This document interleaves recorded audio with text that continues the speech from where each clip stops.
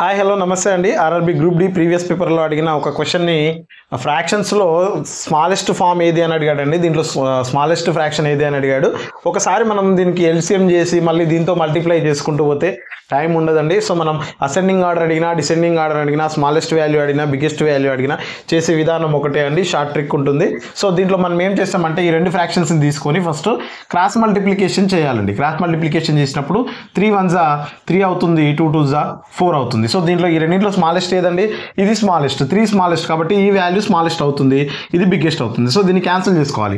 మళ్ళీ next 1/2కి 3/5కి check చేసుకోవాలండి. 5 1 5 అవుతుంది క్రాస్ మల్టిప్లికేషన్, 2 3 6 అవుతుంది. సో ఈ రెండింటిలో స్మాలెస్ట్ ఏదండి? 5. సో ఇది మళ్ళీ బిగ్గెస్ట్ అవుతుంది. ఇప్పుడు మిగిలింది ఏంటంటే మళ్ళీ 1/2 4/5కి మళ్ళీ క్రాస్ మల్టిప్లికేషన్ చేసుకోవాలి. 2 4 8 అవుతుంది, 2 4 5 1 5 అవుతుంది, 2 4 8 అవుతుంది. సో ఈ రెండింటిలో మళ్ళీ స్మాలెస్ట్ ఏదండి? ఇదే వాల్యూ. సో ఓవరాల్గా 1/2 ఇస్ ద స్మాలెస్ట్ వాల్యూ అవుతుందండి.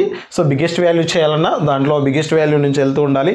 అసెండింగ్ ఆర్డర్, డిసెండింగ్ ఆర్డర్ ఏదైనా దీంతో చేయొచ్చండి. ట్రిక్ నచ్చినట్లయితే లైక్ చేయండి, మిత్రులకు షేర్ చేయండి, దాంతోపాటు సబ్స్క్రైబ్ చేయండి, కింద కామెంట్ చేయడం మాత్రం మర్చిపోవద్దు. Thank you.